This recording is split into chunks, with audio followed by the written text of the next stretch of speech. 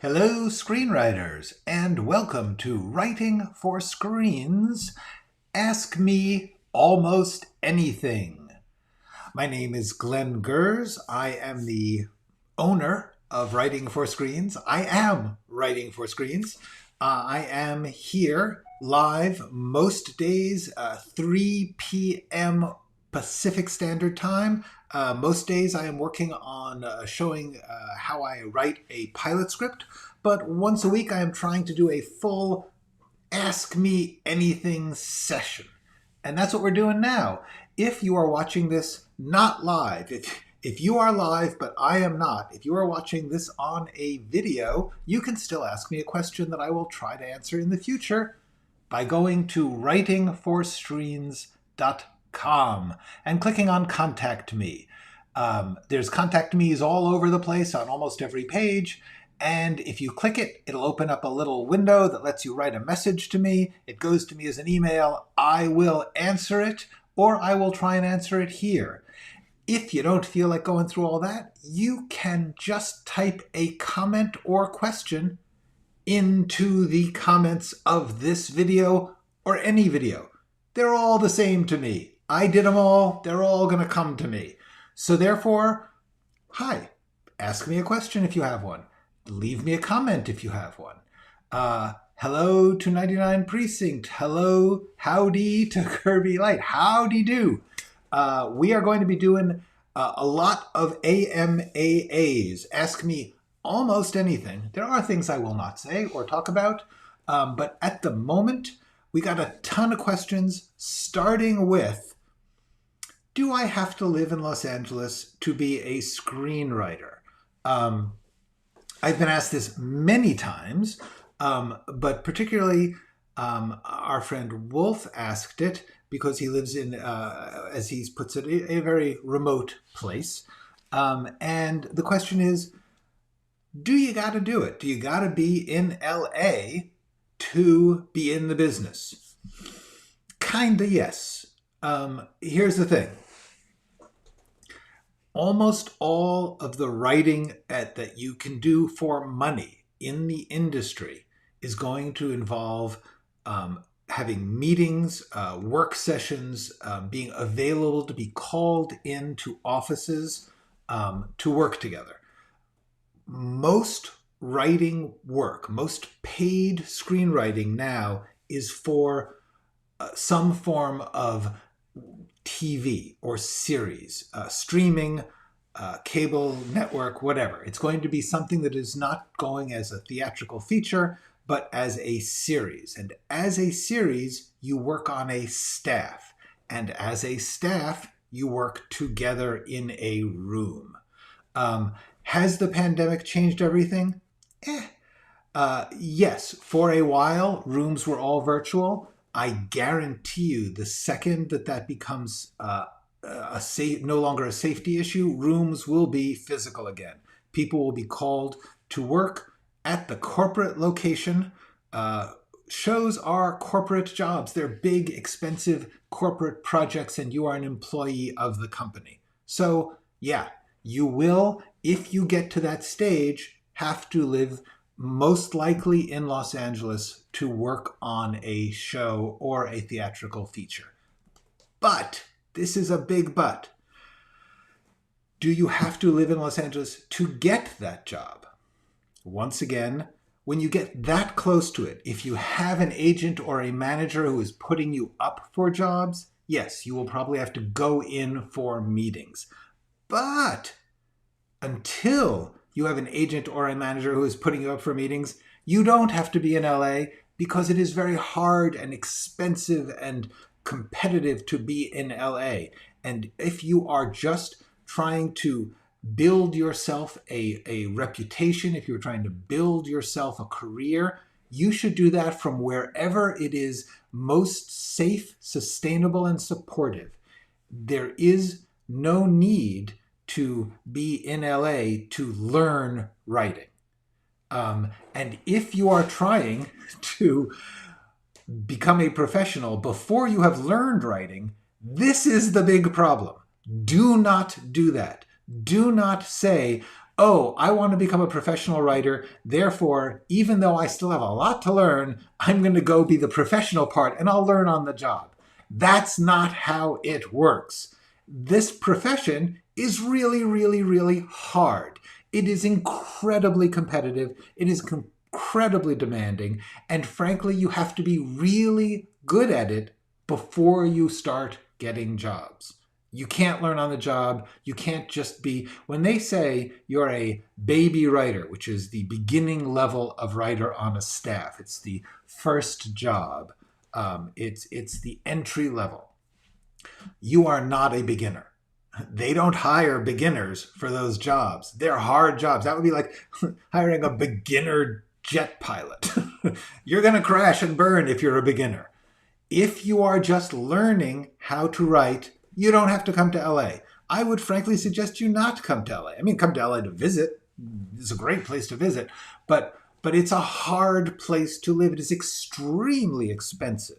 And yes, it is great to come hang out and meet people and find other people who are also struggling, but you can do that now on the internet. You can do that in your community. You would probably be better off in many ways doing that on the internet and in your community, forming a writers group in your city, than coming to LA where everybody is here and they are all on time bomb pressure. It's like, oh my God, I have to succeed or I'm going to die. That's a terrible way to learn to write. So therefore, yeah, do you have to be in LA to be a professional screenwriter? Mostly yes. First of all, we're talking about the American film industry here. If you are in Australia or India or England or Germany, you don't have to be in LA because it's not that. That's the wrong country. You only have to be in LA if you are trying to be a Hollywood screenwriter. And as such, don't do that until you are in many ways more than ready. When you have had scripts accepted by indie producers, when you have won contests, when you have had agents and managers show interest in you, that kind of thing, then maybe kind of, if you have a lot of money and a supportive family or system of support, maybe come. It's really, really hard. Live where you can afford to do your work. If you can find a way to have a part-time job somewhere other than LA, so you have more time to write, do that. If you can live with your brother-in-law and live in their garage and write full-time and nobody's mad at you for that, do that. Do whatever it is that lets you write as much and as well as possible, because that's how you get to be a professional. Whew, I came out of the gate strong on that one. Okay. That was a good one. And I didn't even put up the title card, did I? Yeah. Anyway, the answer is yes, but don't worry about it now. If you should come to LA, you will be talking to people in LA already about it. You will know people in LA. You will have met people through contests or through festivals or through there's so many complex steps to getting to be a screenwriter. But it is no longer accurate to say you can go to that town and hang around a drugstore and get discovered. That's not how it works. It didn't even work that way back in the 40s. Okay. I'm going to take a couple of we're getting the real questions right here. Let's start with Kirby, who, because and I don't know if I should say this, but Kirby is already in LA, I believe, and so therefore his question is, what are good industry jobs to get in the industry while working on your writing that sort of leans in that direction, like reader or something like that? Very good question. I am only iffy on this. I am not a great person. You have to remember, first of all, I'm old. I got into the business when the business was entirely different, and I got in a different way than I would get in now. What I know of it now is this.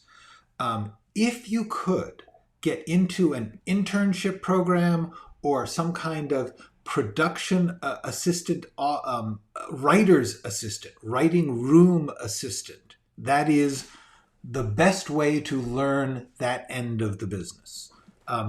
There is no real apprenticeship for feature writers. There's no such thing. But in TV writers, it's very much a hierarchical system. You start at one level and you work there and they like your work, so they give you a raise and a promotion and you get higher and higher. That's how that works. So therefore, the way in is writing room assistant. That is an immensely hard job to get because it really is. You are doing the grunt work, but you're in the room. You are typing. Like what happens is everyone sits around on sofas and armchairs and slouching and eating snacks, and they are looking at a screen. And on the screen, someone is typing the script, and the showrunner is telling them what to type or to rewrite or whatever, or they're writing on a whiteboard. The point is, the person who is doing that typing is very often the assistant. Anyway, the writing room assistant is good. How to get that job, I don't know, but I know that there is an internet, and the internet is full of this. There are so many people out there who know more about this than me.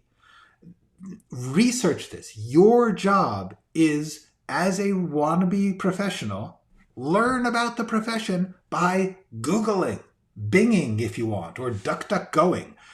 You should be typing into that search box, how do you become a writing room assistant? Or what are good ways to get into the business? Yes, I'm happy to answer this, but I'm telling you, you should be compiling article after article because different people know different things.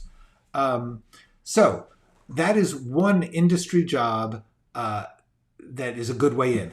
I will tell you that there are other industry jobs that people think are a good way in that are a bad way into writing. Being a PA, a production assistant on a production, is actually a terrible way to learn to be a writer. You don't learn anything about being a writer. You learn about production and you learn about the bottom of production. They don't really talk to you much. They keep you at the side when you're a PA, mostly. Depends on the producer. Some are really cool. But mostly, you don't want to be a PA. It's a very hard job and it takes up all your time. To be a reader, it depends on your personality. I don't think that's a very well-paid job. And so the question becomes, is it really worth it? Wouldn't it be better to take a barista job or a security guard at a warehouse, some job that's relatively undemanding? This is me. I don't know. Different people are different. My feeling is your work in the industry is going to be decided by your creative abilities. Yes, who you know, how you can meet people is huge. It really, really helps. But I would still say it's better to write a play and meet the actors. They'll have agents. They'll know directors. That's really a better way to get into the business than to, for instance, work in a producer's office. You work in a producer's office, yes, you will learn how producers view writers, but the demands on anyone working in the industry are 24/7. You do not get a minute to breathe. You are overworked and not treated well. It is hard, hard work. So therefore, I don't think you're going to get much writing done. I think you'd be better off, like I said, write a play, work at a Walmart, and then make an indie film in the evening. The people you work with doing that will be better connections because they will know people and they will know you on a creative level. That's my opinion. I'm going to skip to the next question here, which is, Curry, as far as what are good ways to gain a reputation as a writer starting out? This one's real simple. Write good stuff. If you write good stuff, then whoever you show it to will react well, and that has a ripple effect. If you should put it into a contest, you'll do well in the contest. If you're a good writer, if you write good stuff, that will be your best way to get into the business. People will be more interested in talking to you or helping you or anything if you are good at your job and if you are relatively happy just doing that job. The last thing anybody wants is someone pressuring them when they're in the business. The people in the business are not looking to help you. They are looking for you to help them. And if you're coming at them saying, I need help, they're going to say, go away. If you come to them and say, hey, I like writing. I just wrote this thing and I'm writing this new thing. And frankly, you can hire me or not, but I'm writing. They like you. My opinion, all of this is my opinion. Different people have different opinions. But my feeling is if you want to gain a reputation as a writer, be a good writer, be a confident writer, be a calm writer who knows how to do their job and frankly will do it whether anyone asks them to or not. The most attractive quality in a writer is I'm already writing. You want to hear about it? Cool. You don't? I don't care. I'm writing. Okay. Got a tough one. Ageism. Just turned 50. Been at this racket. Varying degrees of success and failure. I know what you mean. For 25 years. Doing my best work now. Excellent. Besides my expanding waistline and increasing baldness. Also no, I feel ya. Will my middle-agedness affect my overall success metric? Happily in Wisconsin, would only relocate if absolutely necessary. This is a great question. It's a complex question. The overall answer is, yeah, it does hurt. It is hard to get represented when you are coming in late. And representation means an agent or a manager. And the thing is, an agent or a manager, as I have said in my video on this topic, they are interested in money. They are not interested, for the most part, in supporting artists. They can't be. They may be personally interested in that, but their actual job is to sell stuff and take a hunk of it and take as many hunks of it as their company can. So therefore, somebody who comes in at 50 is harder to sell the product. You know, they go to somebody and say, I've got this new writer who's old. The most people in the business are going to say, I don't want to deal with that. That's sad, but it's true. You will get unique people who will be like, oh, cool. That person will have cool experiences and great. They will have wisdom and maturity and they will be bringing good stuff. That is what you want. But realistically, in my experience and opinion, people over 50 have a much harder time getting work. And everyone I know. So therefore, I would say, yes, it is harder. I personally, especially if you are happily in Wisconsin, I would say, why try? Work where you can. Work in regional, work in local, work online. Do the work that you can do that no one can stop you from doing. That is, frankly, what I believe a real artist does. If you like writing scripts and you can find local filmmakers to work with, do that. Everybody puts in their work. Nobody gets paid. You don't lose money on the deal, or don't lose more than you can afford, but do stuff, make it. It's so much more satisfying than not. Submit to contests, do all that stuff. The festivals are great for submitting to contests at festivals. See if you can go, but that's really the game. If the thing about that is it makes you more likely to be picked up. If somebody says, oh, look, there's this little indie film that went to a festival. I think it's cool. I want to hire that writer. That's more likely to happen than here's a pile of scripts. One of them is by a 50-year-old. I might read it or I might not. You're actually increasing your odds if you stop waiting to do your work and find ways to do it where you are. Also, write a play. Write a narrative podcast. There's this thing that's happening now. You can do a podcast that's a story. It's basically a radio drama. This is amazing. You can do so much with that.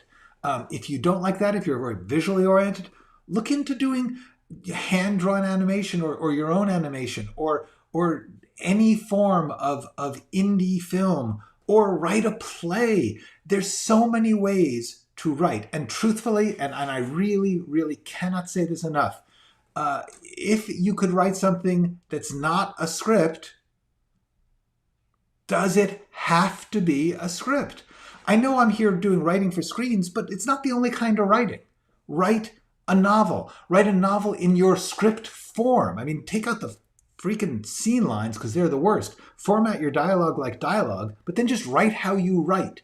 But you have so much more freedom if you just write things that the audience can get to without having to go through the single most competitive business around. Okay? It's insane to say, I want to do an art and I'm only going to do it if this incredibly complicated business lets me. Wow, do I hate that. I think it's crazy that we are in this position. So my main thing about writing for screens, honestly, if you cannot write for screens, write something else. Write a graphic novel. Do your work. Don't let anyone stop you. Don't wait for anyone to give you approval or permission. That's my advice about that. I am sorry to not be more optimistic about older people getting into the field. It does happen. It can happen. But it will happen more likely from doing, if you wrote a great novel, they would be more likely to pick you up and have you adapt it. If you wrote a great play, they'd be more likely to hire you to adapt your own play than if you wrote it as a script and they read it as a script. Same project. It's just how they think. Wolf, hello. I don't know if you saw, I answered your big question about do I live in LA? And the answer briefly, when you get a chance, go back and watch the beginning of this, is yes, you do have to live in LA in order to work professionally most of the time. But in order to get good enough to work professionally, the thing you want to do is not live in LA. Live where you live best. Live where you are most productive and do your work and get it out there. Yep, I got it. Okay. Good evening, gamer. On behalf of the gentleman and the yeah, we're gonna get rid of that. Okay. Okay. If you want to be a PA, be sure to check out Movies with Sharks. Jeff points out there is a downside to being a PA. The movie Swimming with Sharks, yeah, I'll just leave it up here for today. Yeah, being a PA, it kind of hurts. I love your videos. Any insight on writing for webcomics, graphic novels? Yes. There's a couple of things. First thing is, I believe storytelling is storytelling, and I really think most of the things I'm talking about are valid for other forms, particularly webcomics and graphic novels, which I honestly wish I was younger, because that is a field I would love to get into. It's so beautiful.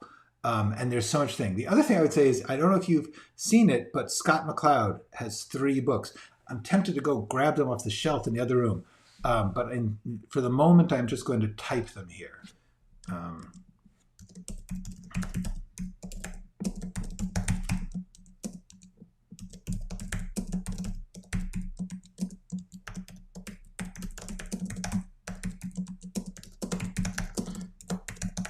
Okay. If you do not know about these 3 books, I strongly suggest you take a look at them. They're really, really great. Combining his understanding of the visual with, frankly, my understanding of storytelling, good stuff. They're great books about graphic novels and stuff. There's so many. It's wonderful. But the basic answer is everything that I am teaching about screenwriting basically works for playwriting, mostly, podcast, narrative podcast, radio, drama, novels, most of those things, the storytelling is storytelling. And it's very, very open. That's the main thing I want to talk about. Hollywood is very, very narrow. And right now it's wider than usual, but it's still pretty narrow compared to all the other possibilities of the art and of the arts. So if you can do something that doesn't require Hollywood's approval, you can try all sorts of experiments. You can follow your needs and goals and artistic choices. Could you define write good stuff?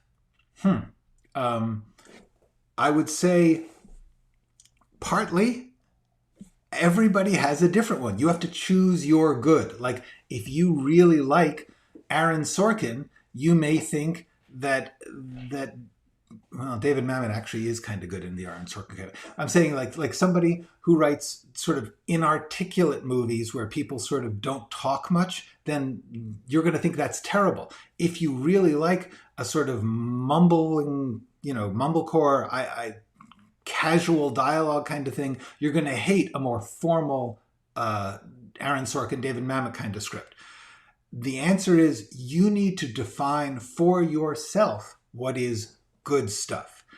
And then you have to see what kind of audience there is for that. Because honestly, not all of it is going to go Hollywood. Not all of what you like. Like if you really, really love anime, manga, Japanese and Korean and Asian influenced animation and graphic novels, they have an entirely different way of looking at stories and character and dialogue. It's really cool, but somebody who is very old Hollywood oriented, won't get it. The answer is there is no such thing as absolute good. One of the biggest things an artist has to do is figure out what they think is good, study that, choose that. Everything is a choice. Every choice has a price, and that is sort of the job of an artist. Okay. So, I'm sorry, I'm behind. Hi, Jack90. Great points for Glenn, and thank you for the heart. It's 55-year-old artist. Yes. Cool. That is cool. Nice. I am glad to see you here and really glad to know that people are out there doing it. It's what you got to do. Cool. Absolutely. I'm not even sure absolutely what. Oh, the Scott McCloud. Yeah. Thank you so much for Ageism already done in other mediums for the reasons you mentioned. Great. Good. I'm glad. Don't give up. I am not in any way trying to dissuade people from being creative. I'm trying to dissuade them from not understanding the reality of a business standing between them and creativity. Okay. Yes. I believe that almost all storytelling media share a great deal, and you can learn from all of them. Yes, the Will Eisner series on making comics is excellent. I don't know Jessica Abel's books. Will Eisner also just magnificent. His Bible-based Will Eisner. Check out Will Eisner if you're interested in graphic novels and comic storytelling. Hello, Matthew. Had enough of C2 whatever. Okay, band. I'm using my band button. Never done that before. That's a new one. Cool. Okie dokie. I am going to get back into the prepared questions. This is a big one. This is a powerful one, and I really want to try and talk about this. It's complicated. Someone wrote to me that he's been trying to write a novel, but frankly just begins to hate his own work. And the question was, please tell me if this is normal or if it's just something that I am suffering from. And that's a great and heartbreaking question. I want us all to talk and think about this because it's serious. here's the deal. What is being described in that is interesting because, as he says, he writes it and he feels good while he's writing it and he likes what he's doing. And then he stops and later he goes back and he starts to attack it. And let's talk about that because that is a very specific and common, yes, it is normal. Nothing's normal, but that is common. It is very common to question your own worth. But what you have going for you, which is really cool when you look at this, is chapters I wrote that looked really good at the time. They looked good at the time. That's so cool. That's so important. If you can feel good while you're writing something, that is incredibly important. It is very difficult to get to the creative source of yourself and enjoy your own work. But that is almost always the source of things that other people will like. It is very rare to have someone say, I wrote this coldly, mechanically, and without feeling, and frankly with some contempt for the process, and other people love it. Yeah, you'll hear some people do it. I think that's frankly often posing. Most times, people write things, do you mind, Deepak, you identified yourself, so I'm happy to do it. Deepak Shaoran asked this, and the answer is, as Matthew says, it's a common feeling, and it's a great question. This is important. Value the quality of enjoying the creativity. It's actually the same question as all the other questions. Should I move to do this? It's all about getting yourself into a place where you can do your work a lot and enjoyably. And then, frankly, if you find yourself criticizing yourself a lot, ask yourself why. What specifically are you attacking? Are you thinking, I believe that other people will not like this? Are you thinking this will fail in some specific marking way, like will it make money? Let's remember, making money is not a good way to judge art. It's a common thing for people who don't do art to say, oh, you're a real artist when you make money. And that is stupid. That is completely missing the point of art and misunderstanding what art is. Art sometimes makes money and sometimes doesn't. And there is no real direct correlation between good and money because there's also no direct formal good, as I was just talking about. There's no such thing as good or bad art. If you like punk music, then a Beethoven quartet is not going to be very good. And if you like a Beethoven quartet, punk music is not going to be very good. So let's just get straight. Good is a matter of choosing a certain genre and voice and style and trying to be good at that. Trying to be hopefully one that's natural to you, one that you enjoy yourself, but also that you find you have a feel for. You should try to do the things that come out of you. I say this. I'm going to just risk this. My mother was a painter, graphic artist, did drawings. Some of the pictures on the wall behind me are actually by her.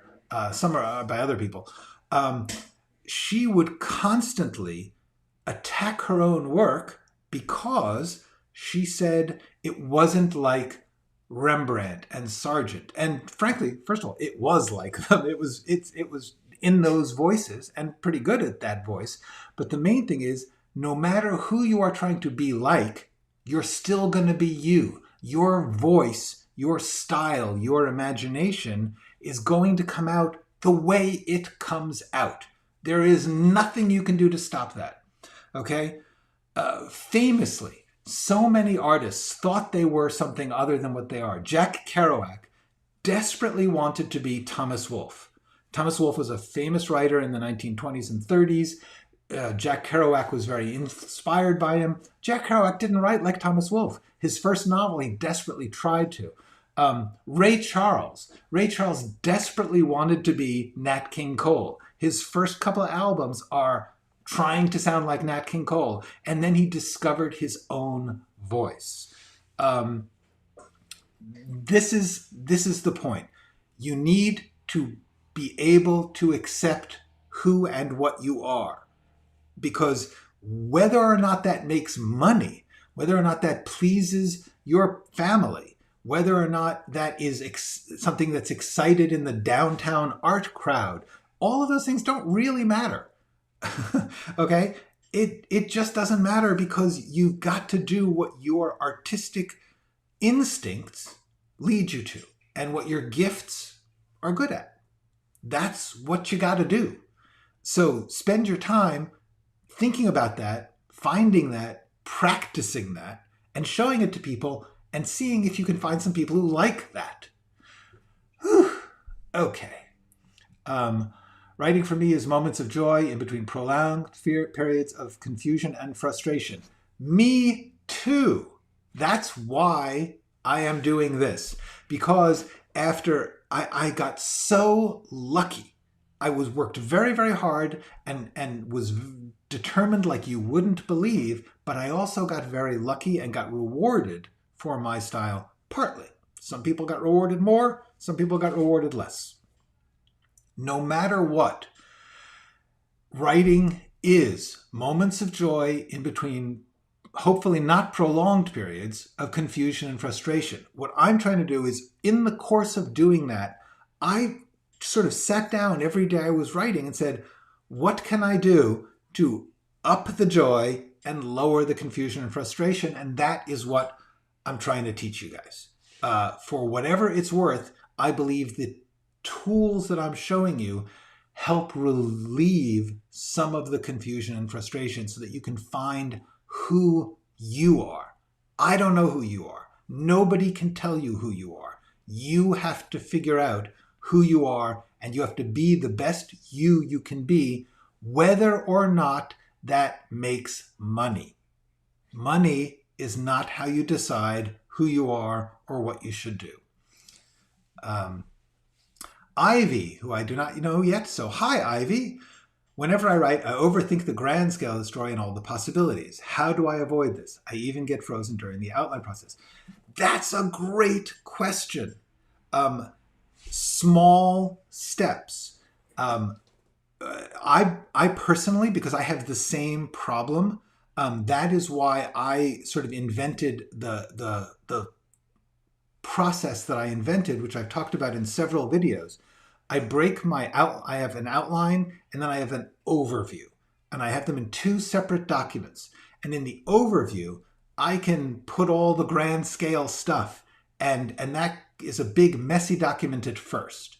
In the outline, I think in scenes. As long as you're keeping it down to scenes, eventually you're being forced to give up the overloading things, because a scene is only so big.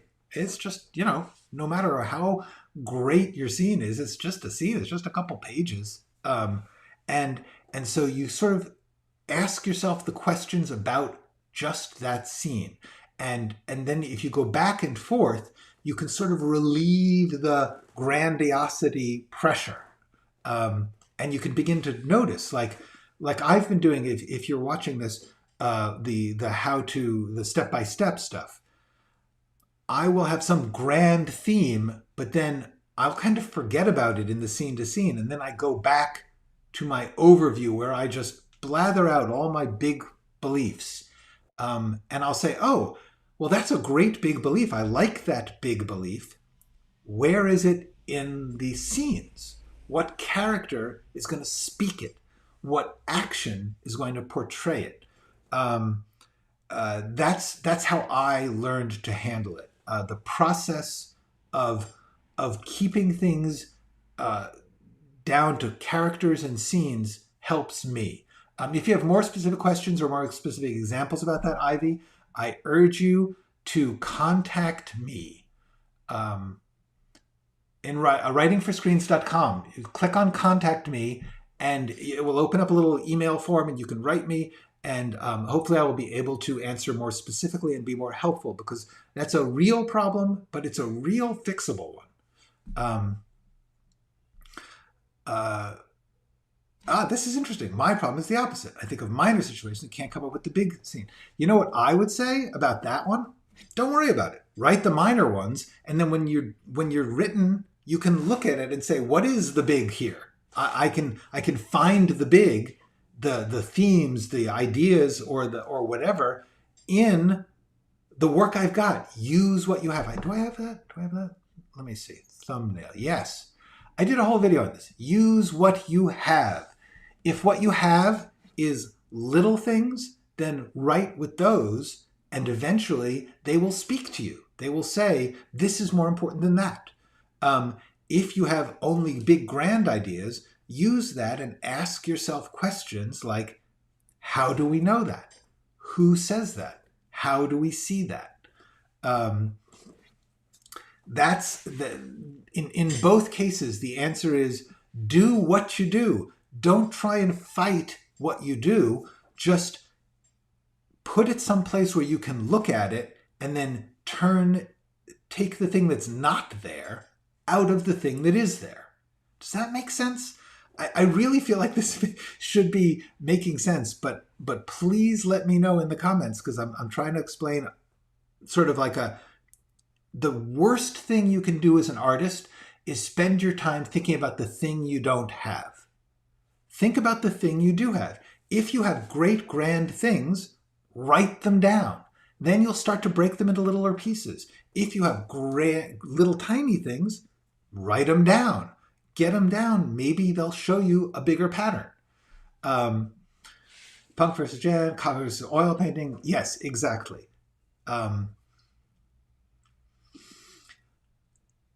you saying that we have to balance objective levels of craft with your two voice? Yes, I am saying that. Definitely. I am saying that there is a craft to each voice, to each art, to each genre. And you definitely, if you want to be serious about your art, you want to work on your craft. But the most important thing guiding that craft is your instinct, your voice, your feelings. So yeah, that's yeah. By the way, also, if you have not looked at this, a process of questions really might also help, and take art apart. You should really watch my videos, guys. This is where I am trying to help you. The thing is, I do these live streams and I'm just talking, as you can tell.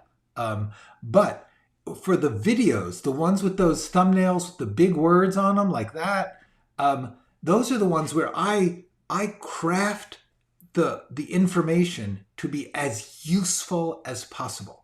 I really try to make them clear and practical.